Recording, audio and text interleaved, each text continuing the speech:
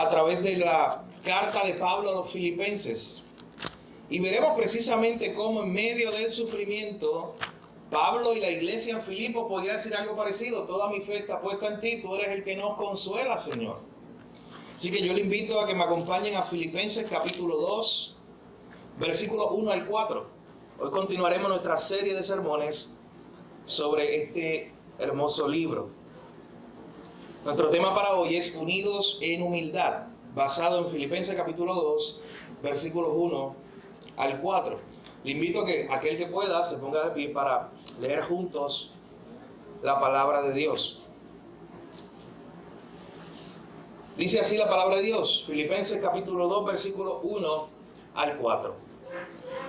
Por tanto, si hay alguna consolación en Cristo, si algún consuelo de amor, si alguna comunión del Espíritu, si algún afecto entrañable, si alguna misericordia, completad mi gozo, sintiendo lo mismo, teniendo el mismo amor, unánimes, sintiendo una misma cosa.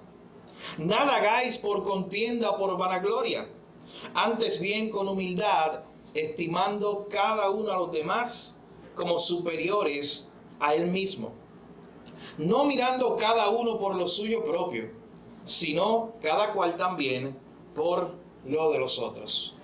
Señor, gracias te damos en esta mañana por tu palabra. Gracias por la reunión de los santos, la reunión de tu iglesia. Tú nos convocas, Señor, tú nos llamas. Y Él nos ha traído una vez más para proclamar tu nombre, para adorarte, Señor, para recordar que toda nuestra fe está puesta solo en ti. Señor, para recordar ese momento que anhelamos de estar cara a cara delante de ti, Señor. Gracias te damos en esta hora por tu palabra. Tu palabra es suficiente, Señor, para la necesidad de nuestra alma esta mañana. Te pedimos, Señor, que así como agua refrescante en medio de un desierto, así sea tu palabra para nuestros corazones hoy, Señor. Enséñanos hoy, guíanos a través de ella, a través de tu Espíritu Santo. Te lo pedimos en el nombre de Jesús. Amén.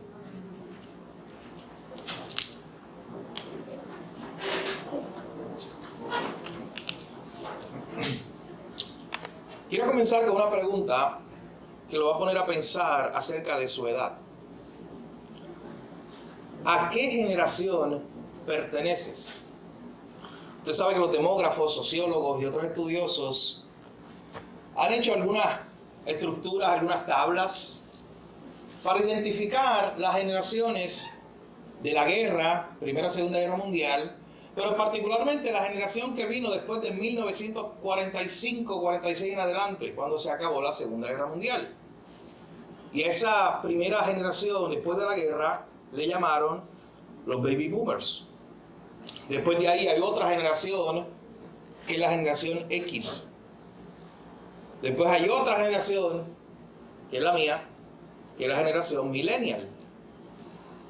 Hay otra generación del año 2000 en adelante, 1999 en adelante, que algunos demógrafos sociólogos le llaman la generación Z, y el nuevo nombre que quieren ponerle a la que está comenzando o comenzó desde el 2012, mi hijo, que nació hace 3 años, sería la generación Alfa. O sea, después de Z empezar otra vez en la A. Pero piense por un momento a qué generación de esa que cuando usted ve la tablita usted pertenece. Y piense por un momento si hay alguna diferencia. Usted dice, sí, mira, yo soy baby boomer, o sea, mi generación. Pero mis hijos pertenecen a la generación millennial. Piense por un momento si hay alguna diferencia entre usted y su hijo en algo, en cuanto a la forma de pensar sobre algo, en cuanto a un tema, en cuanto a cómo usted fue a la escuela, en cuanto a cómo usted aprendió, tantas y tantas cosas. Bueno, mi abuela nació en 1916, mi abuela paterna. Ella tuvo en la época, ella me contaba de muy pequeña, iba a la escuela sin zapatos. Mi otra abuela tenía que usar la ropa que usaba la otra hermana para ir a la escuela por la mañana y ella ir por la tarde. Cosas que mi generación, la mía, no vieron. Así que hay una gran diferencia. Mis abuelos vieron una extrema pobreza. Mis padres estuvieron tal vez en la transición Pero en nuestro caso, mi generación, yo no vi esa extrema pobreza que se vivieron aquí en los años 20, 30 y 40. Así que ciertamente hay cambios. Yo creo que mi generación tal vez fue una de las últimas, o la última probablemente, que fue a una biblioteca a buscar un libro para hacer una tarea, porque en su casa lo que había era la enciclopedia Cumbre. Usted sabe que mis primeros acercamientos a la lectura fue a través de la enciclopedia roja, bien bonita. Porque a veces solo por curiosidad la abría y la miraba. Y eso fue primeros acercamientos míos para amar la lectura. Pero esa tarea, yo recordarme que yo en mi casa tenía que querer un tema, no podía buscar Wikipedia o algo como eso porque no existía. Así que tenía que buscar, y usted también, la enciclopedia, un libro. Yo vi la transición. Después podía comprar un disco, se llamaba Encarta, y lo ponía en una computadora. Y eso para un curioso como yo era tan satisfactorio. Yo ponía ese disco y escuchaba a los pajaritos de Australia. Escuchaba el discurso de tal presidente. Y veía cosas ahí para satisfacer mi curiosidad por la historia. Y luego entonces vimos la transición de Google, los buscadores y todo eso.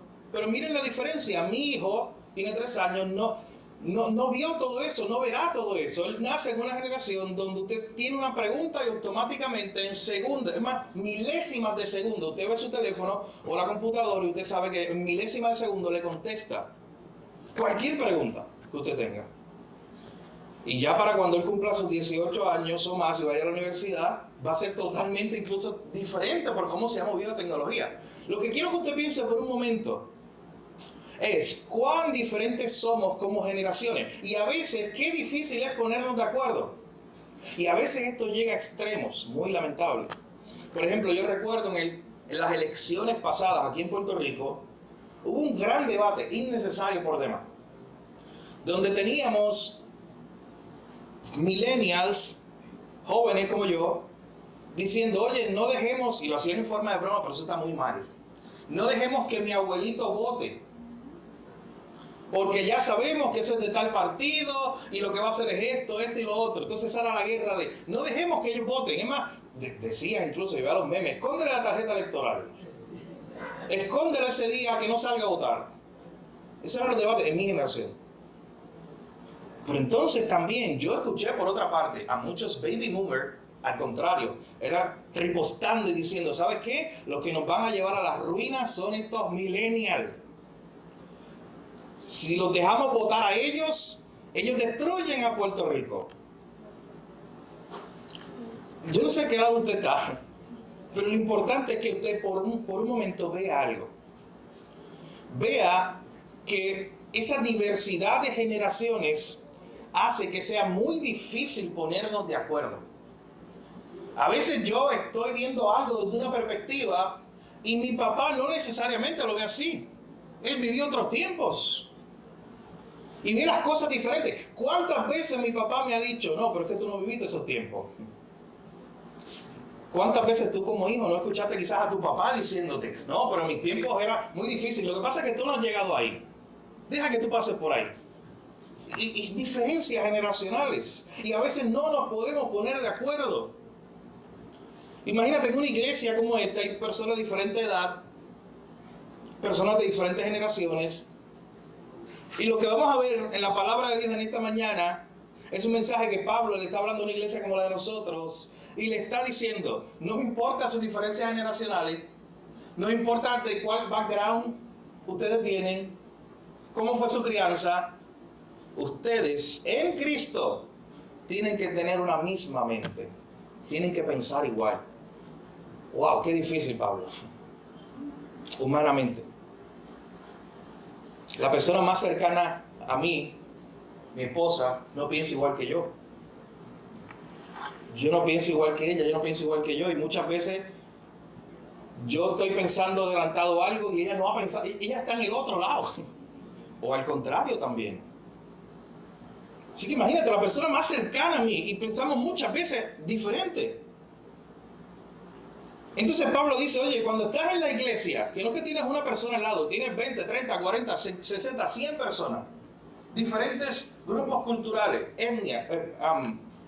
generaciones, diferentes grupos, edades, diferentes pensamientos. Pero cuando están en Cristo, tienen que pensar de la misma manera. ¿Cómo hacemos eso? Hay un solo camino. Y es el que Pablo nos va a presentar esta mañana y el que le presentó a la iglesia en Filipo. ¿Cómo nos ponemos de acuerdo? ¿Cómo pensamos igual? ¿Cómo podemos ser uno en Cristo, mi hermano? Hay una sola forma, no hay atajos, no hay forma en que usted pueda llegar a esa unidad en Cristo que no sea a través de lo que el apóstol Pablo va a hablar a través de la carta a los Filipenses, en el pasaje que veremos hoy. Nosotros vivimos en una era muy individualista. Y aunque usted bien sabe que desde Adán y Eva, cuando pecaron, automáticamente Adán quiso ser un individuo aislado de Dios. ¿Qué hizo Adán cuando pecó contra Dios? Se alejó, se escondió. El individualismo crónico empezó ahí. Cuando él quiso alejarse de Dios. Cuando él quiso separarse de Dios y ya no estar en esa comunidad hermosa con Dios. Pero usted bien sabe que por las razones de tecnología, el mundo globalizado y muchas otras cosas más, diferencias generacionales, nosotros vivimos un mundo individualizado. De hecho, una de las críticas más grandes a mi generación, los que nacieron entre los 80 y 90, los millennials, es que somos demasiado individualistas, que estamos centrados en nosotros mismos. Y aunque es una tendencia de todo ser humano, no importa su generación, ciertamente hay una tendencia mayor a que este grupo de los famosos millennials sea más individualista. De hecho, se escribió un libro hace poco sobre qué pasa con los millennials que ya no van a la iglesia, muchos de mi generación, que no les atrae la iglesia. Y tenemos las iglesias llenas de baby boomers y muy pocos millennials. ¿Por qué pasa eso? Se escribió un libro. Y en el libro una de las cosas que el autor decía es que a los millennials no le atrae el sentido de comunidad de la iglesia. A los millennials son muy individualistas. Ellos quieren estar en su mundo, en su isla. Este es mi mundo, esta es mi vida, no te metas. Así que como esa es una de las tendencias principales de esta generación, es por eso que no les atrae la iglesia. Porque en la iglesia no existe tal cosa. No existe ese cuadrito donde tú dices, esta es mi vida. Y yo no quiero que tú intervengas en la mía. Yo no quiero que tengas nada que ver. Yo tampoco me voy a preocupar por ti. Y como a ellos no les gusta eso, simplemente no se acercan a la iglesia, decía ese libro. Así que ¿cómo enfrentamos estos retos? El apóstol Pablo le está escribiendo a una iglesia hace 2000 años atrás que estaba pasando un reto similar. ¿Sabes qué? Porque habían problemas de unidad. Y usted dice, ¿cómo tú sabes eso? Porque lo que hemos leído hasta el momento en el capítulo 1 de Filipenses es que Pablo está muy gozoso por esta iglesia. Y que al parecer todo está bien en esta iglesia. Oye, pero es que yo leí la carta completa ya. Usted también probablemente. Y bien sabe, si leyó la carta completa, que llega al capítulo 4, versículo 2, donde Pablo le dice a dos hermanas allí en la iglesia que se pongan de acuerdo. O sea, Pablo está públicamente exhortando, regañando, animando a dos hermanas en la iglesia que se habían separado, que tenían discordia en la iglesia de Filipo. Y por eso entonces Pablo tiene que hablarle acerca de la unidad. A pesar de pensar diferente, tienen que estar unidos. Si usted ha estado con nosotros la pasada semana, se dará cuenta que Pablo le está escribiendo esta carta a la iglesia de Filipo. Pablo está preso en la cárcel en Roma. Pablo comienza dándole gracias a Dios por la buena obra que Dios había comenzado. De ahí partía todo. Dios había comenzado una buena obra. Dios había comenzado a salvar gente en Filipos. Pablo simplemente era un instrumento. Y Pablo está seguro que el Dios que comenzó la obra la iba a terminar. Y Pablo sigue orando por ellos. Y dice, yo oro para que ustedes crezcan en conocimiento, para que ustedes crezcan en amor. Luego el apóstol Pablo le llega a decir desde el verso 12 en adelante, ¿sabes qué? Yo quiero que ustedes sepan que esta cárcel, el yo estar preso, esto ha funcionado. Dios ha utilizado mi sufrimiento para expandir el evangelio. Y ahí cuando él dice su famosa frase, para mí el vivir es Cristo y el morir es ganancia. No importa, estoy aquí en la cárcel, no importa si muero aquí en la cárcel o si soy libre, lo importante es que Cristo va a ser glorificado. Ese era el enfoque del apóstol Pablo. Y lo último que vimos en ese capítulo 1, para cerrar ese capítulo, fue un último llamado desde el verso 27 que hacía Pablo para que nos comportemos como es digno del Evangelio. Y él comenzaba a hablar cómo se veía esa vida, una vida digna del Evangelio. Así que veremos 3 puntos principales en nuestro sermón de hoy, basado en el capítulo 2, versículos 1 al 4. En primer lugar, versículo 1 del capítulo 2, veremos un recordatorio de los beneficios que tenemos los creyentes en Cristo. Pablo comienza por ahí. Un recordatorio de los beneficios, las bendiciones que tenemos aquellos creyentes que estamos unidos a Cristo. Miren cómo él comienza. Por tanto, si hay alguna consolación en Cristo, si algún consuelo de amor, si alguna comunión del Espíritu, si algún afecto entrañable, si alguna misericordia. Noten que él comienza hablando de consuelo, aliento, conforte, afecto, misericordia, comunión en el Espíritu. Es como si el apóstol Pablo comenzara aquí hablando y diciendo, oye, si ustedes como iglesia han sido en primer lugar consolados en Cristo, ustedes han sido consolados en Cristo, le dice Pablo a la iglesia.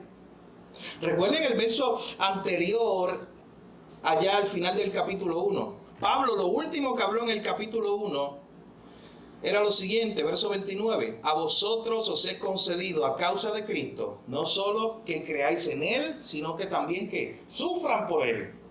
O sea, esta iglesia estaba sufriendo persecución. Pablo cuando estuvo en Filipo sufrió persecución. Así que esta iglesia sufriendo persecución, el apóstol Pablo comienza entonces a decirle, oye, pero recuerden, ustedes tienen una consolación en Cristo. Aún en medio de ese sufrimiento, Cristo los ha consolado. Y esa palabra consolación en Cristo, ese término consolar también significa animar, en la palabra original. De hecho, la idea original de esa palabra es cuando tú estás llorando, tú estás sufriendo y alguien se para al lado tuyo y te abraza y te da unas palabras de ánimo. Esa es la imagen que trae el autor cuando utiliza esa palabra.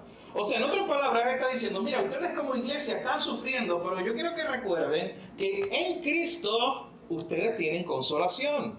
O sea, vayan corriendo a los brazos de su Señor, porque en medio de este sufrimiento allí encuentran un abrazo, allí encuentran consuelo, allí encuentran ánimo.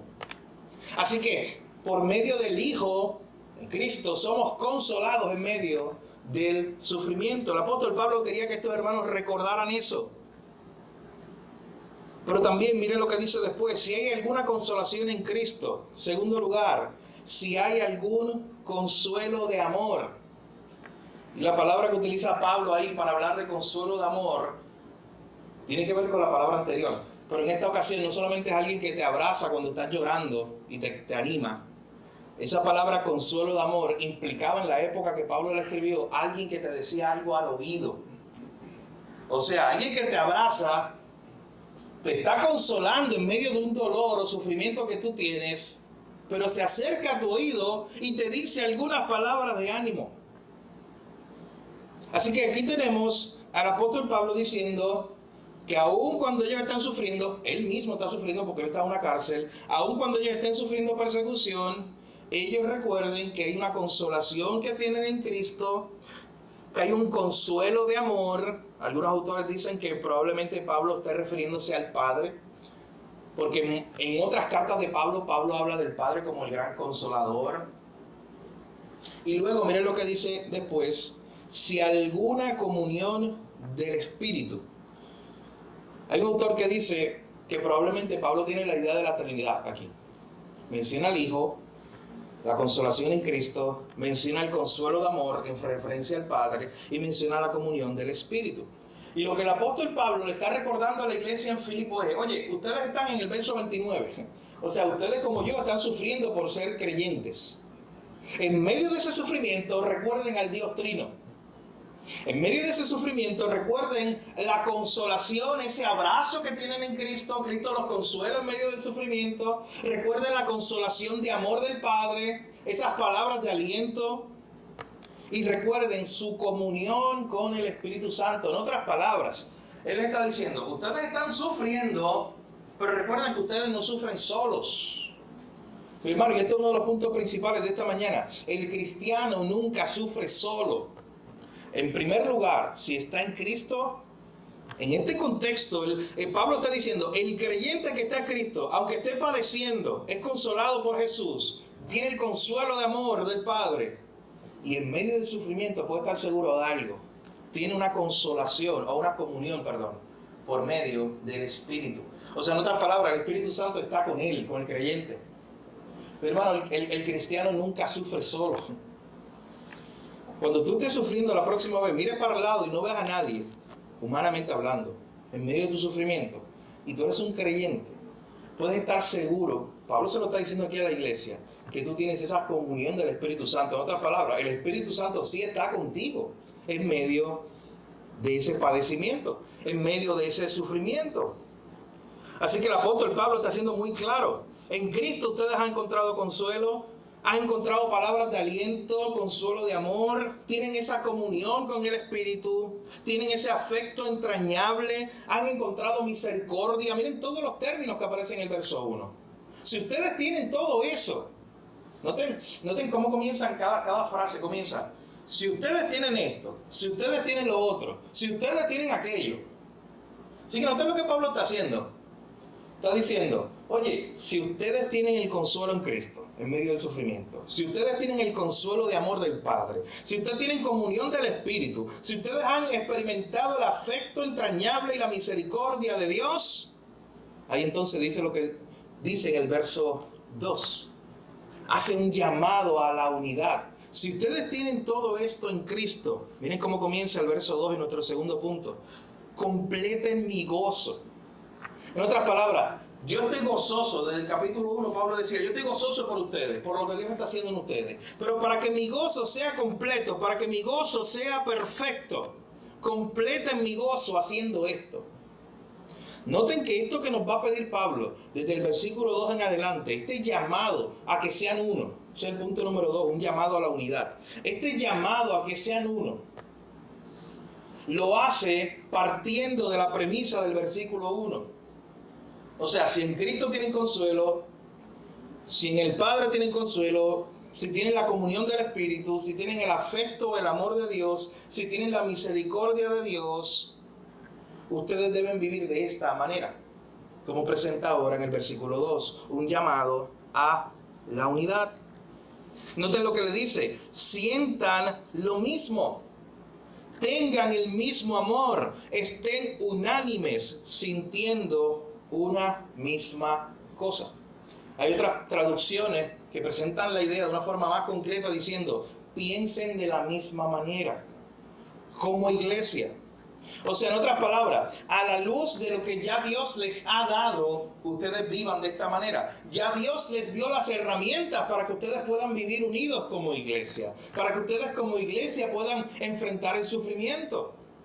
Ya Dios les ha dado el consuelo, ya Dios les ha dado la comunión, el afecto, la misericordia. Lo que Dios hizo nos debe llevar a ser una iglesia unida.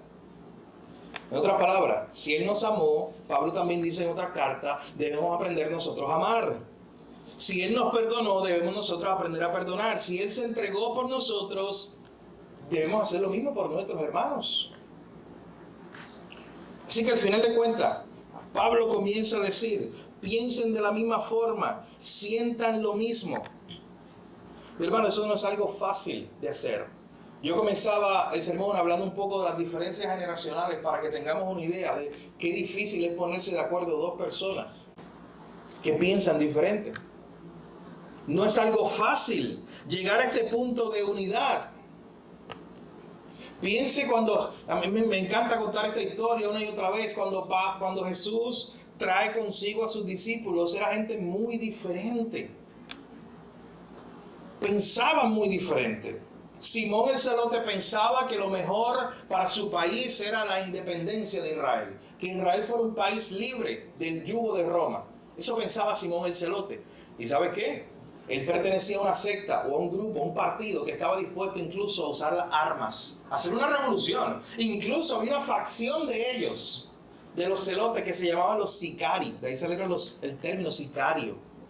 Que esos sicarios utilizaban una pequeña daga y iban por las plazas del pueblo en Israel y de momento asesinaban a un romano o a alguien que trabajaba para Roma. Eran asesinos. Ellos estaban dispuestos a matar y a morir ellos porque su país estuviera libre de la causa de Roma. Ellos odiaban a Roma, todo lo que olía a Roma. Y solo a Jesús se le ocurre hacer una reunión, invitar 12 personas y que uno de ellos sea Simón el Celote y otro de ellos sea Mateo, el publicano, el empleado de Roma. Aquel que trabaja para Roma, aquel que genera dinero haciendo a Roma más rico y haciéndose él más rico también en el camino. Siempre me ha impactado esa idea. Siempre he tratado de pensar en la primera reunión, en el primer encuentro. ¿Usted sabe qué? Probablemente el odio ya estaba allí. Me refiero el odio de las personas, de uno hacia el otro, de Simón el Celote hacia todo lo que represente Roma. Y de un momento Jesús convoca a 12. Uno es Simón el Celote, pero él ve llegar a Mateo. Y Mateo no tiene espacio aquí. Quizás él pensaba humanamente. Quizás Simón el Celote en un momento dado pudo empezar a ver a Jesús como un revolucionario, porque así lo veían muchos judíos. Este es el que nos va a liberar de Roma. Pero aquí está un empleado de Roma. No entiendo qué está pasando aquí. ¿Y por qué Jesús los pone en una misma mesa? Los pone a trabajar 3 años juntos. Y no solamente eso. Jesús, antes de ascender a los cielos, antes de morir en la cruz, hace una oración por ellos. Allí estaba Simón el Celote y Mateo juntos. Hace una oración por ellos. Y le dice al Padre: Padre, como tú y yo somos uno, que ellos sean uno. ¿Te imaginas eso? Tuvieron que aprenderse a amar. Tuvieron que aprender a pensar de una misma manera. Uno pensaba que Roma era lo mejor y trabajaba para Roma. Otro pensaba que Roma era lo peor y odiaba a Roma. Y así, mis hermanos, usted ve personajes tras personajes, eran muy diferentes, trasfondo diferente. Cristo los unió en un pueblo. Y Cristo les dijo: sean uno. Allá en Juan 17. Jesús oró de esa manera, una oración hermosa. Juan 17, 20 al 23, escúchalo una vez más, esa oración que hace Jesús para que sus discípulos sean uno. Mira lo que dice Juan 17, 20 al 23. Dice: no ruego solamente por estos, sino también por los que han de creer en mí por la palabra de ellos, para que todos sean uno, como tú, oh Padre, en mí y yo en ti, que también ellos sean uno en nosotros, para que el mundo crea que tú me enviaste. La gloria que me diste yo les he dado para que sean uno, así como nosotros somos uno, yo en ellos y tú en mí, para que sean perfectos en unidad. Jesús no busca una unidad a medias. Jesús no busca que nos llevemos bien, mis hermanos. O sea, simplemente que tú vengas a la iglesia y digas: pues yo me llevo bien con el hermano tal, con Carlos. Siempre te veo ahí, directo ahí. Yo me llevo bien con el hermano Carlos. No, mi hermano. Y la unidad que Jesús busca, que tengan los hermanos en la iglesia, es una perfección en unidad. Es ser uno, una mente. No es simplemente el saludo de todos los domingos. Eso es parte de. Pero es mucho más que eso. Es ser uno en Jesús. Para que sean perfectos en unidad. Para que el mundo conozca que tú me enviaste y que los has amado a ellos como también a mí me has amado. Hermano, el mundo va a conocer quién es Jesús. Y que el Padre envió a Jesús. El mundo va a conocer que el mensaje de Jesús es real. Y de que Él está haciendo una nación nueva, un pueblo nuevo, cuando vea a su iglesia unida. Porque tú sabes que afuera de la iglesia todo es división. Todo. Mi hermano, mire cualquier cosa, cualquier institución. Y busca ver cuál ha prevalecido unida. Cualquier institución humana. Empiezo. La familia. ¿Es su familia una familia perfecta que no tiene ningún problema de desunión? O sea, uno que no se habla al otro. O algo parecido. ¿O han tenido algún problema en alguna vez? Su trabajo, es su trabajo un trabajo perfecto, que nunca ha habido un problema, una división, una situación, una diferencia de pensamiento. Las instituciones del gobierno, los partidos políticos, están unidos.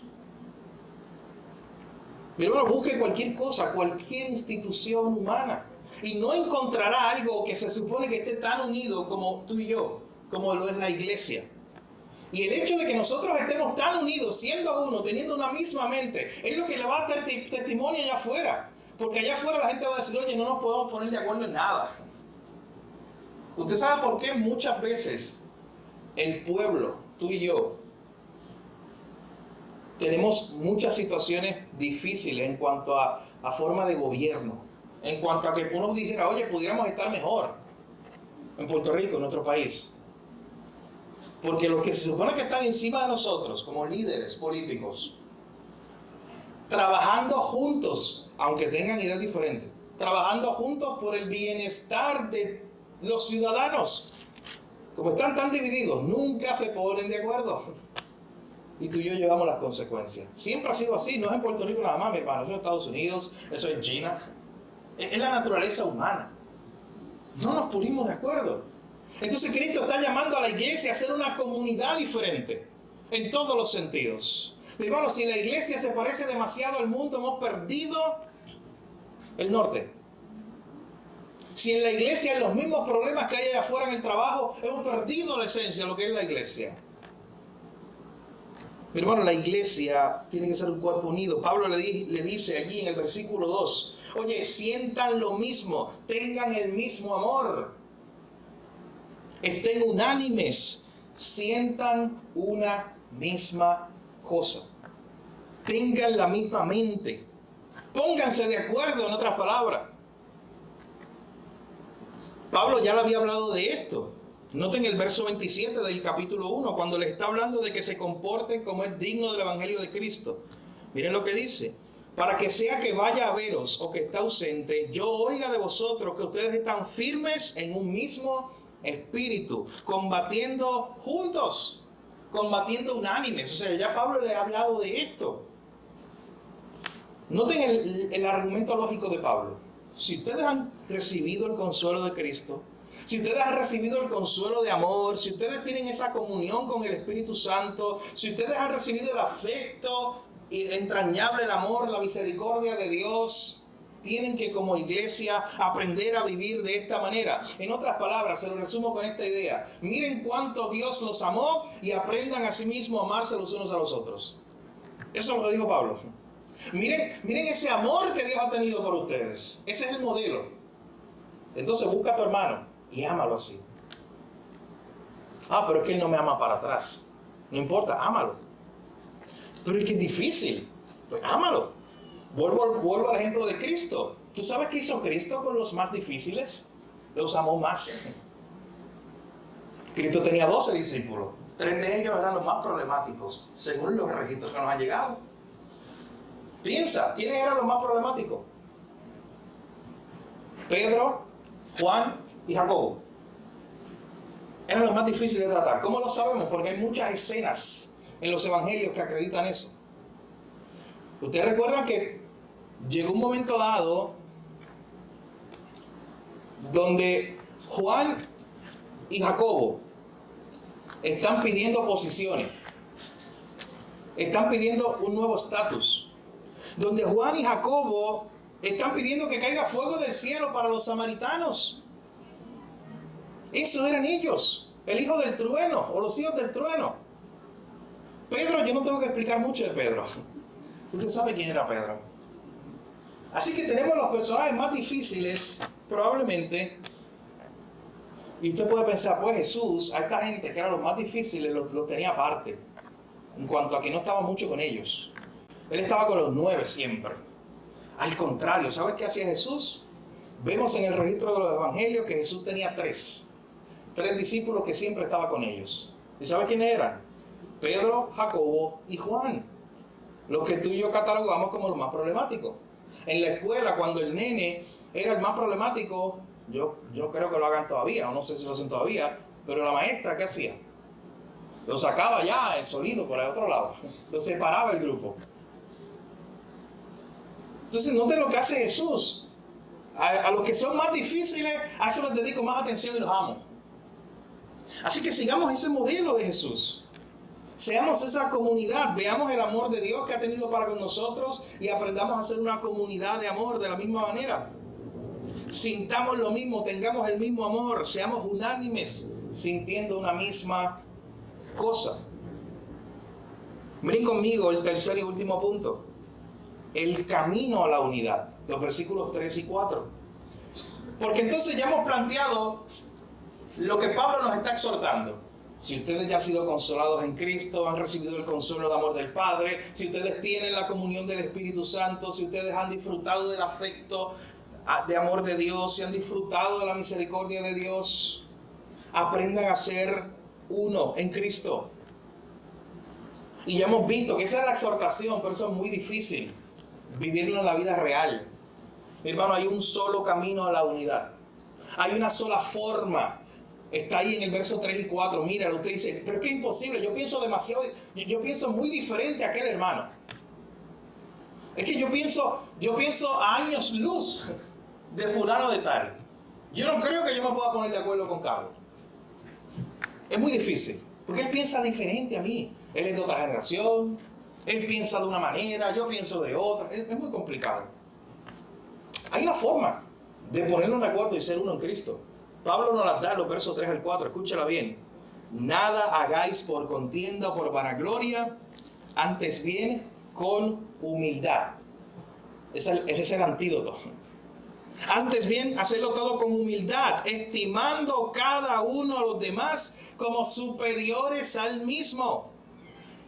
No mirando cada uno por lo suyo propio, sino cada cual también por lo de otros. Hermano, ese es el ideal de lo que Cristo nos llama a hacer a ti y a mí como creyentes, como iglesia. Noten que comienza diciendo, nada hagas por contienda. Si tú vas a ser de una misma mente, para que esta unidad funcione, si tú vas a ser uno en Cristo con una comunidad de creyentes, no hagas nada por contienda. La palabra contienda que aparece ahí, la traducción original es ambición egoísta. En otras palabras, no hagas nada por ambición egoísta. No hagas nada simplemente pensando en ti mismo por encima de los demás. Pablo está diciendo, ¿tú quieres disfrutar de esta unidad en Cristo, ser uno y vivir en una comunidad de creyentes? Lo primero que tienes que hacer es no hacer nada pensando solo en ti mismo por encima de los demás. Siempre tienes que aprender a pensar en el otro. Y eso es muy difícil a una sociedad que nos enseña a pensar en nosotros mismos siempre primero. Y que nos enseña a pensar en mí en primer lugar, en segundo lugar yo, en tercer lugar yo, en cuarto yo, en quinto lugar, si hay espacio, ¿sabe quién va? Yo también. Y a nuestros niños se les enseña eso desde muy chiquito, en la escuela incluso. Entonces Cristo nos está llamando a ser una comunidad diferente. Miren el apóstol Pablo, lo que dijo en 1 Corintios capítulo 8.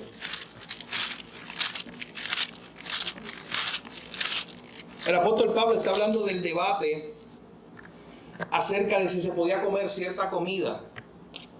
Había unos cristianos en la ciudad de Corinto que ellos entendían que no podían comer carne. Eso para ellos era una debilidad. Y para Pablo era muy fácil simplemente condenarlos. Pero ¿tú sabes qué él hizo? Mira lo que dice 1 Corintios capítulo 8 y vea conmigo el verso 13. Vean bien este versículo a la luz de lo que estamos hablando.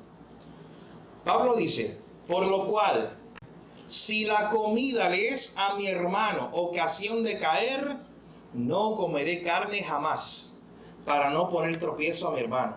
Wow. Pero es lo que le está diciendo. Yo estoy dispuesto a sacrificarme a mí, mi gusto, mi libertad. Pero yo soy libre para comer carne. Pablo podía decir, yo soy libre para comer carne. Pero él está diciendo algo muy importante. Oye, pero si esto va a ser una piedra de tropiezo para mi hermano, yo no quiero considerarme superior a él. Yo quiero ser de un mismo pensamiento. Yo estoy dispuesto a humillarme. Yo estoy dispuesto a ser humilde. Yo estoy dispuesto a sacrificarme yo por el beneficio de otro. Mi hermano, ese es el llamado cristiano, que siempre sigue el ejemplo de Jesús. Estoy dispuesto a sacrificarme yo por el beneficio de otro.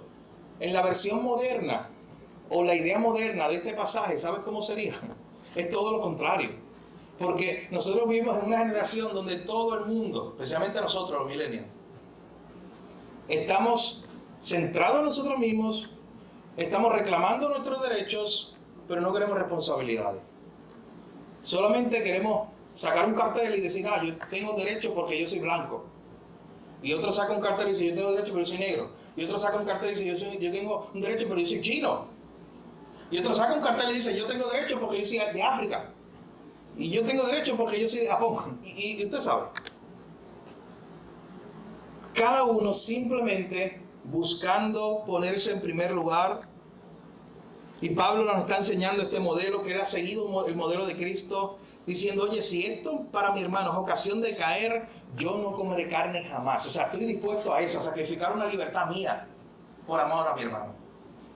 Pregúntate esta mañana, antes de continuar, ¿estás dispuesto a eso? ¿Tú estás dispuesto a sacrificar algo por amor a tu hermano? Para no hacer caer a tu hermano. Eso es ponerte no como superior a otro, sino ponerte en una actitud humilde, por amor a otro. Pablo dice, si yo no tengo que comer carne jamás, le digo adiós al barbecue. Le digo adiós a las alitas fritas. Pero Pablo está diciendo, si yo tengo que hacer eso es como el extremo. Pero Pablo está diciendo, si yo tengo que hacerlo, lo voy a hacer por amor a mi hermano. Así que volviendo allá, a Filipenses, capítulo 2. Pablo está siendo muy claro, mis hermanos. Nada hagas por contienda. Nada hagas por vanagloria. Hacer algo por vanagloria es exaltarte a ti mismo. Es buscar gloria propia. Y Pablo está diciendo, no hagas nada por vanagloria. No hagas nada buscando tu propia gloria, sino todo lo contrario. Siempre busca la humildad. Ese es el ejemplo de Jesús. ¿No fue Jesús que nos dijo, oye, aprendan de mí que yo soy manso y humilde de corazón? Ese Jesús es el que nos está presentando Pablo aquí como modelo final. Y usted sabe que en la época antigua era vergonzoso la humildad. Para muchos autores griegos, esto no era una virtud, el ser humilde. Ellos lo veían mal. De hecho, esto fue una revolución. El que Pablo esté utilizando la idea de ser humilde como una virtud, como algo bueno, como algo que debemos perseguir los creyentes. Porque ellos no veían eso como una virtud, la humildad. Porque decían, oye, si eres humilde te estás devaluando a ti mismo, no hagas eso. Ese es el corazón humano. Una y otra vez. Mi hermano, pregúntate, ¿se manifiesta esta característica en tu vida, la humildad? No seas como aquel que era tan y tan humilde que se sentía orgulloso de su humildad. Una contradicción de términos, ¿verdad? Pero ¿eres tú una persona humilde que se te puede identificar de esa forma? Humilde al punto de estar dispuesto a sacrificarte por otro. Nada hagáis por contienda, por vanagloria, por ambición personal. Antes bien, con humildad, estima cada uno a los demás como superiores al mismo. Lo que pasa es que aquí todos queremos ser primeros en nuestro mundo. Todos queremos estar en el tope, por encima de los demás. ¿Y sabes que Cristo dijo allá en Marcos 10? Que el que quiera ser el primero tiene que ser el último. Siempre tiene que ser el servidor. Cristo enseñó. El verso 4, Pablo quiere ser, y con esto vamos cerrando, Pablo quiere ser aún más claro. ¿Cómo se da esa actitud humilde a la que estamos llamados todos? Dice, no mirando cada uno por lo suyo propio, sino cada cual también por lo de otros. No estar tan centrado en mí mismo que me olvide de lo que está alrededor. Y muchas veces es así. Estamos demasiado centrados en nosotros mismos y nos olvidamos de lo que está pasando alrededor y de la gente que tiene necesidad y del mundo que se está perdiendo al lado de nosotros. Estamos tan concentrados en el 8 a 5 de nuestro trabajo que se nos olvida que somos creyentes, extranjeros y peregrinos, que no debemos estar haciendo tesoros en esta tierra, sino en los cielos. Cristo dijo Pablo dijo en ese versículo 4, no miren cada uno por lo suyo propio, sino también miren por lo de los otros. No se consideren superiores a otros. Cristo en una ocasión dijo, en Juan 15, no hay mayor amor que este, que uno ponga su vida por sus amigos.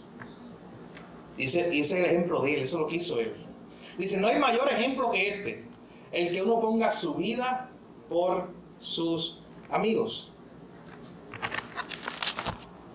¿Estás dispuesto tú a sacrificarte por otro? Porque es muy fácil uno decir, ¿sabes qué? Yo estaría dispuesto a morir por tal persona. Una persona que amo, un ser querido. Y decimos, sí, yo estaría... Otra cosa es que cuando llegue ese momento, verdaderamente estemos dispuestos. Pero hay mucha gente que dice eso, sí, yo estoy dispuesto a morir. Bueno, en la Biblia tenemos ejemplos. Los apóstoles dijeron a Jesús, antes de que Jesús lo llevaran preso, los apóstoles le dijeron a Jesús, oye, estamos dispuestos a ir a la cárcel, incluso a morir por ti. Y después, en el momento de la verdad, huyeron. No es nuestra tendencia como seres humanos, mi hermano. Por eso tenemos que aprender a mirar a Jesús siempre. Porque ese es el ejemplo de Él. El que se entrega por amor a sus amigos, el que se entrega por otros. Hermano, cuando tú le das un vistazo a tus decisiones diarias, ¿son estas hechas por egoísmo o vanagloria? Son decisiones que tú haces en un sentido de comunidad diciendo, oye, yo voy a tomar esta decisión, pero deja ver cómo esta decisión afecta a mi familia. O deja ver cómo esta decisión afecta a los hermanos de la iglesia. O deja ver cómo esta decisión afecta a fulano. Muchas veces no, mi hermano. Muchas veces tomamos las decisiones por nosotros mismos sin importar las consecuencias que vengan con otros. Siempre tiene que existir. Si tú eres un creyente, no estás aislado. Perteneces a una comunidad. Así que siempre tienes que estar consciente de esto. Las decisiones que tomas, ¿estás considerando si le hace bien a tu familia o simplemente estás tan centrado en ti mismo que la tomas y ya? Estas decisiones son hechas con humildad. Pero hermano, si necesitas crecer en esto, en este modelo de humildad y de entregarse por otros, mira una y otra vez a Jesús. Si quieres ser un esposo entregado que ama a su esposa, mira a Jesús, cómo amó a la iglesia. Si quieres ser un padre entregado por sus hijos, una madre entregada por sus hijos y por sus nietos, mira al Señor. Mira su entrega, mira su humildad, mira cómo Él no se puso Él por encima, al contrario, Él fue allá a la cruz. Pero hermano, el próximo domingo veremos el verso 5 de Filipenses capítulo 2. Y usted probablemente ya conoce ese versículo. Ese versículo comienza diciendo, haya pues en vosotros este sentir que hubo también en Cristo Jesús. En otras palabras, nos está diciendo, ¿ustedes quieren ver el modelo por excelencia de esto? Yo se lo voy a presentar.